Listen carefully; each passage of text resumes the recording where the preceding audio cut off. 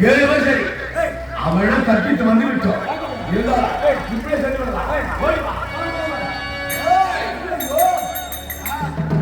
எங்கே ஓடி இருந்தார் சந்தைக்கு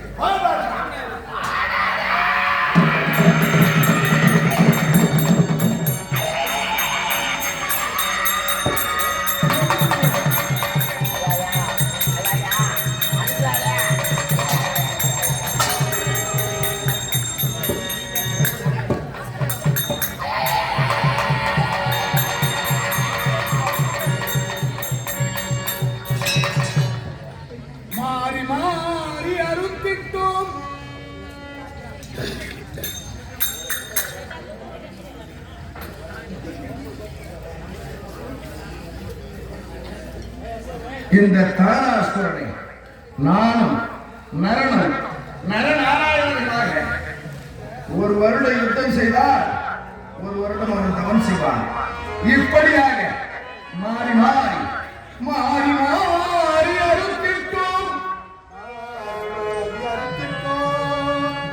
999 குண்டலங்களை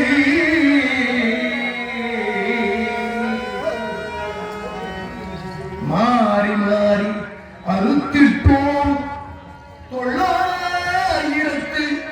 999 குண்டலங்களை இன்னும் இருப்பதோ அதை அறுப்பதோ நரன் என்று.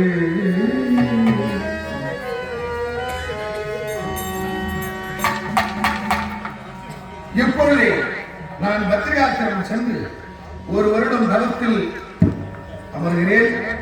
அவன் வருவான். நரன் வந்து கடைசி குண்டலத்தை அமைத்தான். தாராசுரன் இறப்பான்.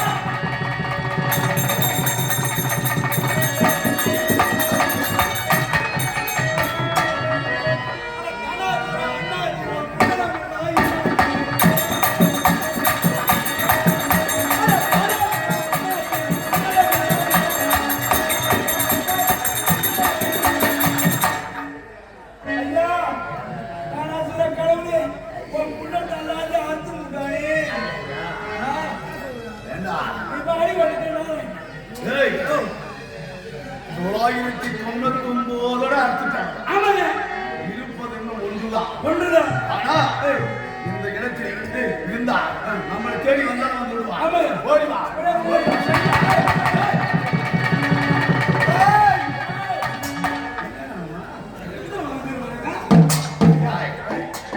இவனை யுத்தம் செய்தா இந்த குண்டலத்தை மறைத்து விடுவார்கள். அதனாலே இவரை தந்திரமாக ஏமாற்றி விட்டு சென்று விடுங்க. என்னை கொள்ளைக்காக நீ பார்க்கின்றார். ஆமா, உன்னை கொள்ளைக்காக அதோ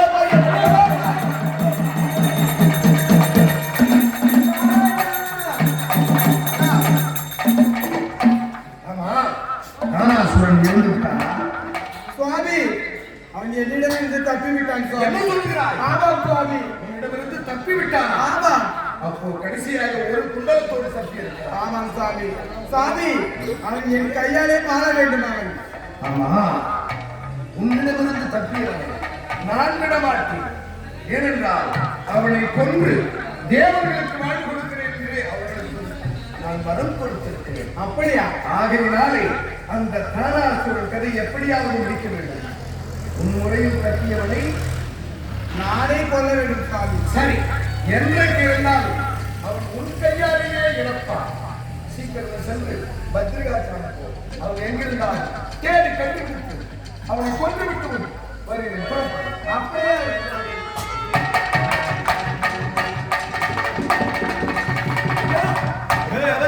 ஐயா, நம்ம எங்க சென்ற போது மறைக்க வந்துட மாட்டாங்க. ஏனென்றால் தேவர்களுக்கு இப்ப எவ்வளவு துன்பம் கொடுத்திருக்கிறார். அவரிடம் சென்றா நம்மளை கொண்டிருந்தாங்க. அதோ பார்த்தாய கீழ் திசையிலே ஆதவன் வருகின்றார். கதிரவன் அவரிடம் அழைச்சால் போடலாம். போடுவா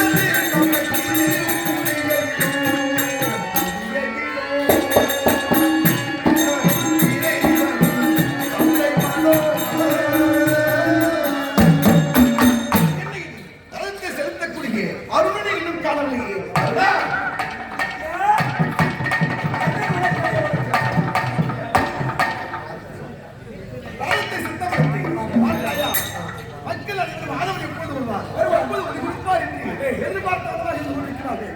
ஆகவே நாம் சென்று இந்த ஒரு மக்களுக்கெல்லாம் வழிவகுக்க வேண்டும்.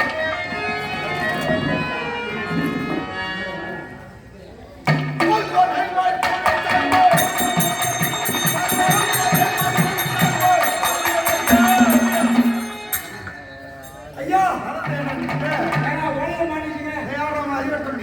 ஆதாய மார்க்கத்தில் சென்று கொண்டிருக்கின்றோம். இது செயல் பகுதியாவது மாற்றுவதற்கு காரணம் இல்லை. ஐயா என்ன போச்சு?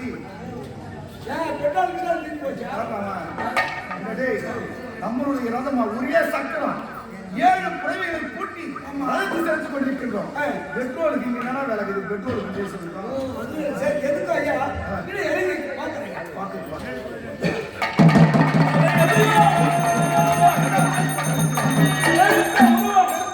நம்ம சக்கத்தை இறைக்க முடியும். அவங்க யாருக்கு தெரியும்?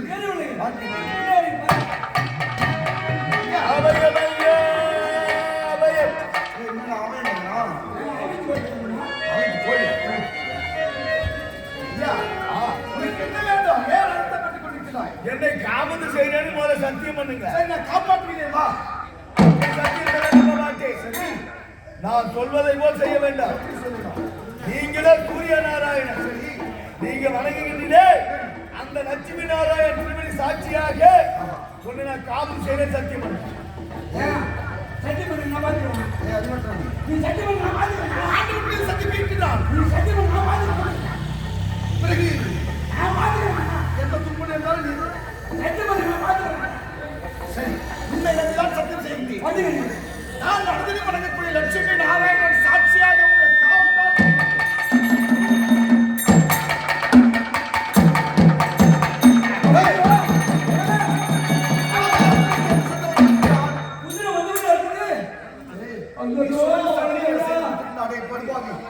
சரி, கொடுத்த வாக்கை காப்பாற்ற வேண்டும். காப்பாற்றுகிறேன். ஆனால் ஆபத்து என்று சொன்னாங்க. யாரால உனக்கு ஆபத்து? எனக்கு யாராலும் இல்லையா? யாராலும் இல்லாத இடம் வந்து எனக்கு யாரும் ஆபத்து ஆபத்து அந்த நாராயணன் தான் எனக்கு ஆபத்து. சரியா போச்சு. மோசக்காரா ஐயா சிந்திக்கிற புத்தியே ஐயா. என் மேல இந்த சுமைய ஐயா மேல இறங்கி வச்சுட்டேன். சிந்திக்கிற தன்மையே இல்லையா உங்ககிட்ட? கேட்கிற ஆண்டவன் சத்தியம் கேட்கும் போதே கொஞ்சம் சுதாரிக்கணும்டா. எதுவுமே சத்தியம் செய்ய நான் பாத்துக்கிறேன். அம்மா நீ சத்தியம் நான் பாத்துக்கிறேன். நான் உனக்கு என்ன சொல்றேன்? எனக்கு துணைக்கு நினைக்கிறா. சரி, எப்படியும் ஆண்டவன் மீது சத்தியம் செய்து கொடுத்து விட்டோம். கொடுத்த வாக்கை காப்பாற்ற வேண்டும். ஐயா சரியான மோசம். என்ன மோசம்? எப்படியா காப்பாற்றணும். சத்தியத்தை காப்பாற்றணும். சத்தியத்தையும் மீறக்கூடாது, பத்தியத்தையும் மீறக்கூடாது. ஆமா சாமி. ஆமா. என்ன பண்றீங்க? ஒரு 10க்கு 10 பள்ளத்தை கட்டி அவனை தள்ளி அது உள்ள உட்கார வச்சு சரி மண்ணை தள்ளி போட்டு மண்ணை மேல தள்ளிட்டு நம்ம மேல உட்காந்து சரி நானும் சுத்தி பாப்பாரு. இவன் இருக்க மாட்டான். அவர் தேடி 13 போன பிறகு என்ன நோண்டி எடுத்துக்கலாம். நோண்டி எடுத்தா எப்படி இருப்பான்? காப்பாற்றத்துக்கு வழி சொல்றேன்னா அதோட சாவடி வழி சொல்றேன். இப்படி செய்யலாம். ஒரு 10 லிட்டர் டீசல் வாங்கி இல்ல பெட்ரோல் வாங்கி ஊத்தி கொடுத்துட்டான். என்னுடைய காப்பாற்று வழி சொல்றேன். ஏண்டா அடி ஏண்டா அது ஐயா வராயா என்ன வராடா புத்தாங்க. ஐயோ நான் என்ன செய்வேன்? என்ன வேற எது வழி கிடையாதா? அப்படி செய்யணும். எப்படி செய்யலாம்? துணி போட்டு சரி, இவனை காப்பாற்ற வேண்டும் என்றால் ஒரு அழகிய நெல்லிக்கடையாக மாற்றப் போகிறேன். அப்படி நெல்லிக்கடையாக மாற்றி என்னுடைய மனத்தின மதாவது குஸ்திர தக்க வைத்து விட்டால் ஆண்டவனுக்கே தெரியாது. காப்பாற்றலாம். இப்ப நெல்லிக்கடை மாற்றியா?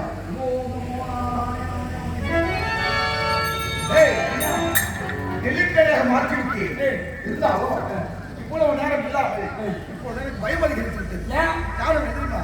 தானே நீங்க வந்ததும் அவனை எல்லிக்கடையாக மாற்றியதும் அவனை உனக்கு எனக்கு மட்டும்தான் தெரியும். நீ சொல்லி போறீங்க. நான் சொல்ல மாட்டேன்டா. நான் சொல்ல மாட்டேன். நான் என்ன சொல்றேன்? உணர்வாய். அதான் சொல்றதை கேட்கிறா. நீ உணர்வாய். ஆகவே ஆண்டவன் வரும்பொழுது நான் மௌன விரதம் நீ வாய முடிவு சரி நான் பார்த்துக்கிறேன்.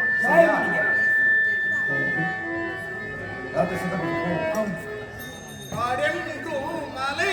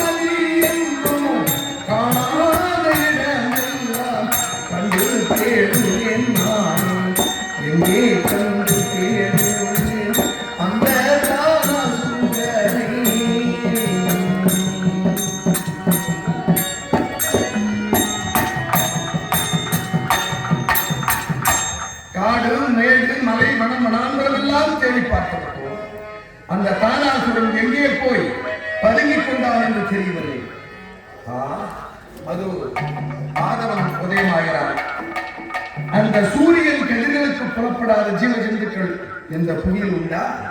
அந்த சூரியனிடமே நாம் கேட்டு பார்க்கலாம். ஆனால் நாம் சூரியனிடம் நேராக போகக்கூடாது. சூரியன் பாதையிலே பெருத்த கரு மேகம் போல் நாம் அவன் பாதையிலே நிற்போம். பிறகு தானாக வருவான்.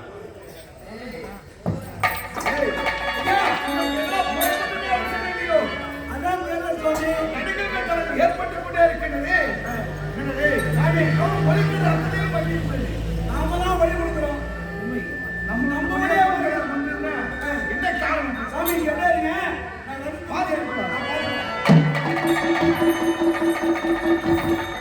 ஐயோ நாராயணா கோவிந்தா சுகஜீவி ஐயோ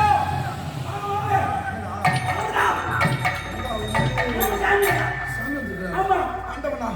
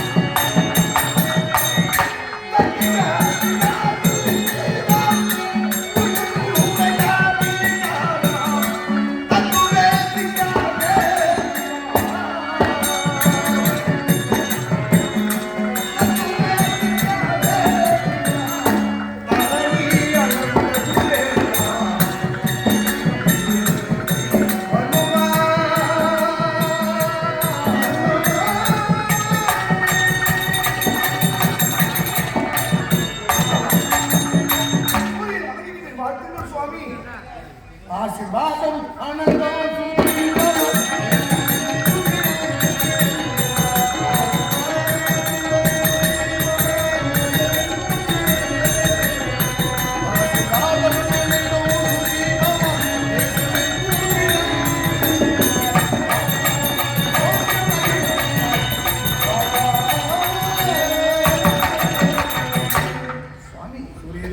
வார்த்தை சொல்லி அனுப்பியிருந்தால் நான் ஓடோடு வந்து உங்கள் பாதத்தில் விழுந்திருப்பேன்.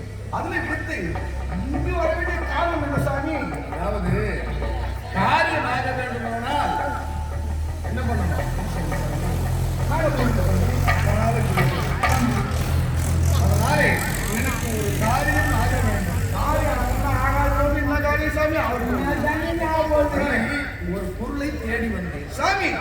பொருள் எங்க தேவைன்னா கிடைக்கும். போட்டோ எடுத்துல போனா போட்டோ எடுத்து தேவைன்னா கிடைக்கும். அதுதான் வந்து ஆகாயத்துல என்ன பொருள் போட்டாலும் பூமியில போயிடும். இங்க வந்து தேவை காரணம் தெரியுமா அதுதான் என்ன சார் கருமலை இல்லை சாமி என்ன ஒரே இல்லை சுவாமி வேற ஒன்று அந்தவா நீ நடாங்க ஒத்தைக்காக என்ன இன்னைக்கு உனக்கு சாமி மௌன விரதம் சாமி அவங்களுக்கு கேட்கறதுக்கு என்கிட்ட கேட்கலாம். ஓ மௌன விரதம் ஆமா சாமி. சரி சரி உன் விரதம் மௌன விரதம் தானா சரி நான் கேட்பதற்கு நீ பதில் சொல்லிச்சா வாய் பேசாமலே சொல்லலாம் கருத்த மலை போன்ற எதிர்த்த உடம்பு படைத்தவன் கருமலை போன்ற ஒருவன் கொண்ட ஒருத்தன் காதிலே ரத்தம் சொட்ட சொட்ட வந்தானா வந்தா அதோட அவனை தாக்கி சொல்றோம் வந்தான்னு சொல்றீங்க. வந்தா எப்ப சாமி மறுபடியும் கேட்கிறேன் என்ன சாமி கருத்த உடல் கருத்த உருவம் காதிலே ரத்தம் சொட்ட எப்படா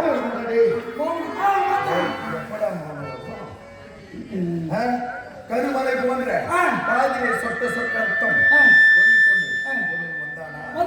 எங்க வந்தா சொல்ல போறோம். சாமி வந்தா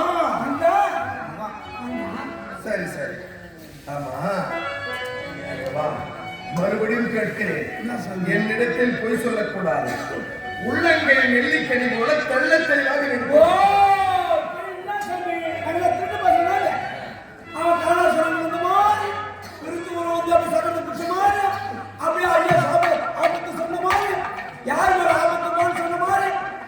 நீ சத்தியம் பண்ணி கொடுத்தா சொல்லுவேன் சொன்ன மாதிரி நான் சத்தியம் பண்ணி கொடுத்தா ஒத்துக்க மாட்டேன். நாராயணோட சத்தியம் பண்ணி கொடுத்த மாதிரி அவரு நீ வணங்கக்கூடிய நாராயணோட சத்தியமாக நீ எதை கேட்டாலும் செய்யறேன்னு சொல்லி அவர் சொன்ன மாதிரி அப்படியே ஒருவர் சத்தியம் பண்ணி கொடுத்ததும் நாராயண அப்படியே நெல்லிக்கனி ஆக்கி அப்படியே முடிச்சுட்ட மாதிரி நீ சாப்பிடுங்க. இதுக்கப்புறம் நான் எப்போ எல்லாத்தையும் சொல்லுவீங்களா சொல்ல மாட்டேன் சாமி. என்ன சொல்ல மாட்டேன் இதுக்கப்புறம் சொல்றது நல்லா இருக்கு சூரிய நாராயணா சாமி ஆமா அவனிடம் சத்தியம் செய்து கொடுத்திருக்க மாட்டாங்க சாமி வேண்டாம் என்று சொன்னேன் கேட்கவில்லையே. சாமி மன்னிக்க சாமி உங்களுக்கு தெரியாத ஒன்றும் கிடையாது. ஆனால் ராமச்சந்திரன் என்பவன் வந்தான் ரதத்தை பற்றி கொண்டான். அவனை என்னவென்று கேட்பதற்கு காப்பாற்ற வேண்டும் சொன்னான். நான் வாக்கு கொடுத்தேன். தங்கமே சத்தியம் செய்ததற்கு காரணமாக நெல்லிக்கற்காக மாற்றி அப்போ அவனை வெளியே விடு ஏன் தெரியுமா அவனை கொன்று தேவர்களுக்கு வாழ்வு கொடுக்கிறேன் என்று வாக்கு கொடுத்திருக்கிறேன். ஆகையினாலே அவனை வெளியே விடு. வெளியே எப்படி சாப்பிட முடியும்? நல்லா வீட்டுக்கு அவன் எப்படி எப்படி அவனுக்கு வெளியே ஒரு குத்த பீஸ் அப்பா வயிற்று கிழிக்கிறேன் என்ன வரும் உடல் தான் தப்பு மக்களுக்கு பலி கொடுத்தாங்க. அந்த பாட்டு பதவி யாருக்கு? சரி ஒருவேளை சூரியன் இறந்து விட்டான் அப்படி இறந்து விட்டால் அந்த சூரியன் செய்யக்கூடிய வேலைகளை யார் செய்யறது? அண்ணன் எப்ப சாகுவான் தென்னை எப்ப காலி அவரோட கதையா இருக்கிறா சுவாமி என்னை காப்பாற்றணும் சுவாமி. அவர் வீட்டுக்கு முன்னாக எனக்கு ஒரே பாரமாக இருக்கிற சுவாமி. வெளியே வர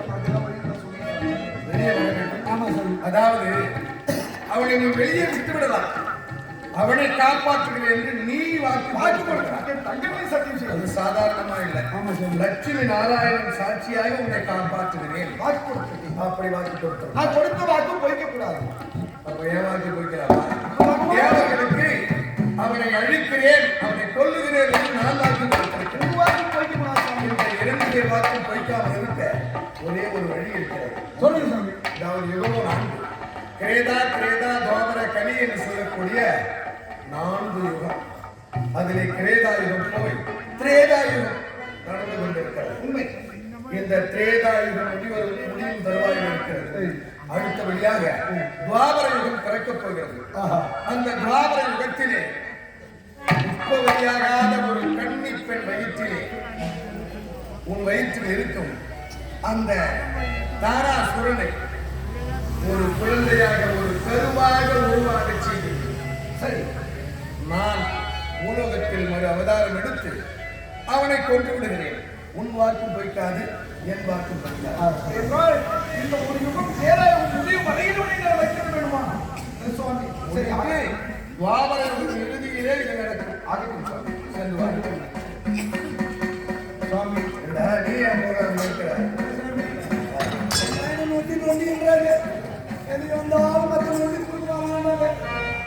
அதான் 108 இருக்குது. அப்புறம் என்ன வரும்? 108 இருக்கு சாமி.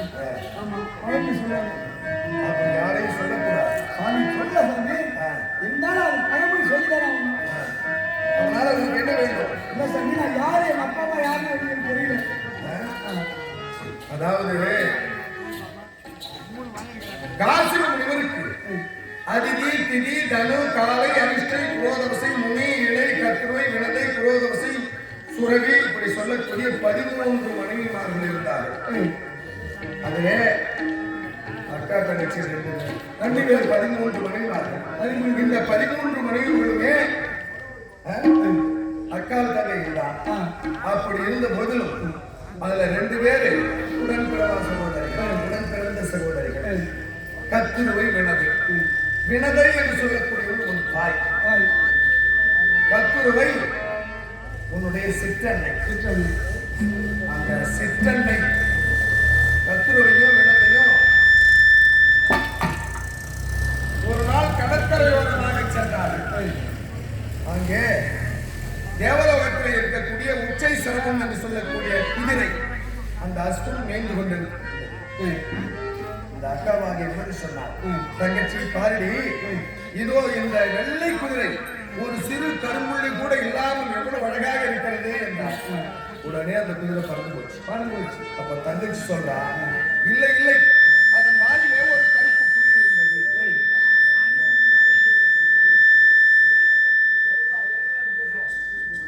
எங்க இங்கதான் பேசுறேன்.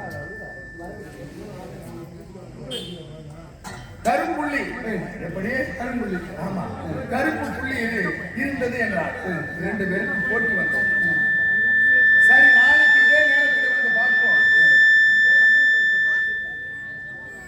அந்த கரும்புள்ளி அந்த மாடிலே இருந்தால் உனக்கு நான் அடிமை, இல்லை என்றால் எனக்கு நீ அடிமை என்று 2 பேரும் போட்டி போட்டுக் கொண்டார்கள். சபதம் எடுத்துக் கொண்டார்கள். ஆனா உண்மையில கருமொழி இல்லை. தங்கை கத்திரவை பார்த்தார். தன்னுடைய பிள்ளைகள் 104 பேர் பாம்பு வர்த்தம். அந்த பாம்புகளை ஒருவனை அனுப்பி நீ தேவலோகம் சென்று அந்த வாளிலே சுற்றி கொடு, பார்ப்பதற்கு கருப்பாக இருக்கும் என்று அனுப்பிவிட்டார். அந்த குதிரை வந்தது. பார்த்தா அதோ பார் என்று கருப்பு புள்ளி மாதிரி அந்த வாளிலே சிறிய கடைசி பாம்பு சுற்றி கொண்டிருந்தது. தூரத்தில் பார்த்து இது கரும்புள்ளி என்று சொல்லி தன் அக்காவை தனக்கு அடிமையாக வைத்துக் கொண்டார். இப்படி அடிமையாக வாழ்ந்து கொண்டிருந்த உன்னுடைய தாய் வினதை உன்னுடைய தந்தையிடம் எனக்கு குழந்தை வர வேண்டும் என்று கேட்டார். 2 குழந்தை, எனக்கு பலசாலியான குழந்தைகள் வேண்டும் என்று வரம் கேட்டார். அப்படியே வரமும் கொடுத்தாரு. யாரு? உன்னுடைய தந்தை காசிம முனிவர். அப்படி கொடுத்ததுனாலே 2 முட்டை இட்டான். எப்படி? 2 முட்டை. ஆமா, இந்த 2 முட்டையும் ரொம்ப நாளா அடைகாத்துக் கொண்டு வருகிறார். அந்த சமயத்துல ரொம்ப நாளா அடைகாத்துக் கொண்டிருந்ததுனால தன் தந்தைக்கு நிறைய குழந்தைகள் 24 குழந்தைகள் பிறந்து விட்டது. நமக்கு இன்னும் 1 குழந்தைகள் கூட பிறக்கவில்லையே, அடிமையாக இருக்கிறோமே அப்படி வந்து ஒரு முட்டையை கொத்திட்டான். அழகாலே உடைத்து விட்டான். அந்த முட்டை உடைஞ்சு போறாரு. இதுல இருந்து உருக்கோடிக்கொண்டே வந்து இந்த தொடையில ஒரு கூடவில்லை. அவன் தான் அருமன் என்று பெயரிட்டான்.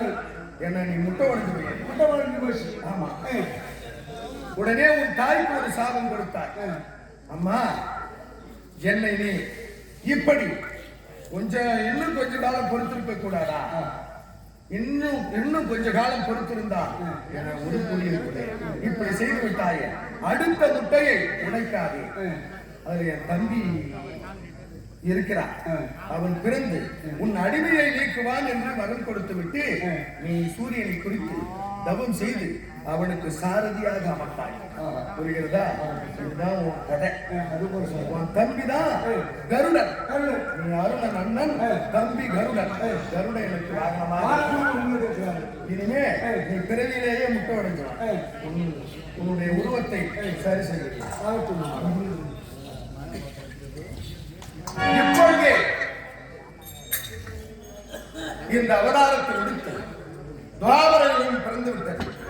ஆகையினாலே நான் கிருஷ்ணாவதாரம் எடுக்கிறேன்.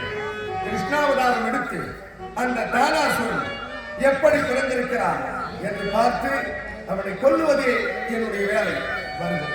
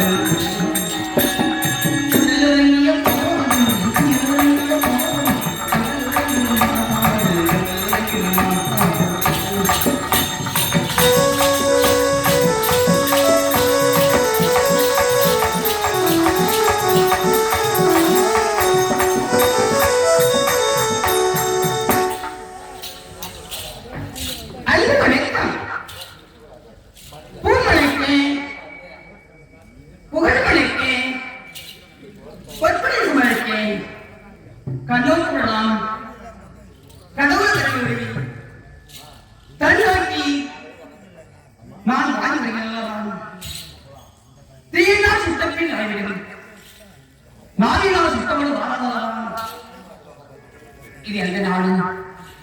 இதுதான் நீர்வளம், நிலவளம், குடிவளம் பொருந்திய நாடு. குட்டி மோசப்பட்டம், குட்டி மோசப்பட்டம் தெரிவிப்பாங்க. நான் யாருக்கு மகா பிறந்தேன்? சூரசன மன்னனுக்கு மகளா பிறந்தேன். என் பேர் என்ன? என்னுடைய நாடகம் என்ன? பிறரை தெரிவிப்பாங்க. குழந்தைகளா காரணத்தால் குந்தி மோசப்பட்டம் அண்ணன் எனக்கு இரண்டாவது அன்னை என்னை தட்டெடுத்து வருகிறார். இருந்தாலும் நான் யாருக்கும் பணிவிடைந்தேன். நான் ஒரு வளமா பொழுது என்னுடைய தூறு வாசமாக இருக்கு. நான் பணிவிடை செய்கிறேன். நான் பார்க்கலாம். சத்தியம் சிவம் சுந்தரம்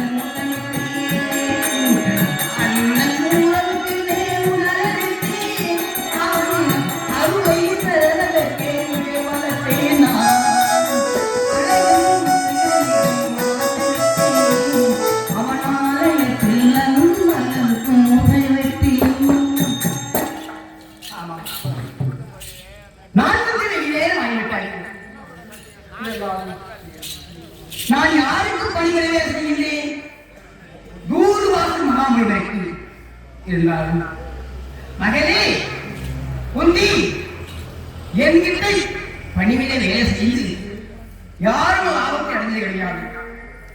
சாபத்தை அறிந்ததான் ஏறம் தெரிவித்திருக்கார்.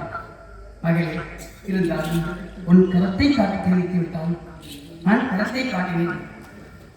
தான பாக்கியம் கனப்பாக்கியம் எல்லா பாக்கியம் இருந்து தெரிவித்து விட்டார். ஆனால் புத்திரஞான பாக்கியமே எளியால் தெரிவித்து விட்டார். நான் கத்தினேன் கதிரேன் ஒரு பெண்ணால் பூமியை வைக்கிறான் அல்லவா அவன் தாழ்வி அடைந்தாலும் பெருமை தாழ்வி அடையினா அவன் இருப்பதோ இறந்து கொண்டே மேல் நான் கத்தினேன். அவை இது கொண்டு கவலைப்படாதே. உனக்கு 5 மந்திரங்கள் தெரிகின்றேன். எந்த தெய்வத்தோடு பேசலாம் கூடி கிழக்காக தெரிவித்து விட்டான். நானும் 5 மந்திரங்கள் வச்சுக்கின்றேன். இதே அதோ தெரிகிறது இரவு நேரம். இந்த இரவு நேரத்திலே எந்த தெய்வம் ஓவி அடித்துக் கொள்ளும்? சூரிய தேவன் அதோ தெரிகிறது.